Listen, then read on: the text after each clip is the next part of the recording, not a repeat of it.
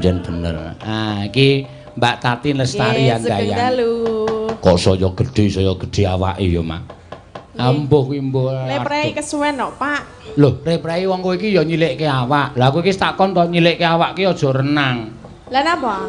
Ah kok malah kowe renang karo anakmu rak luber to banyune. Iya. Ya ora lo ngecel.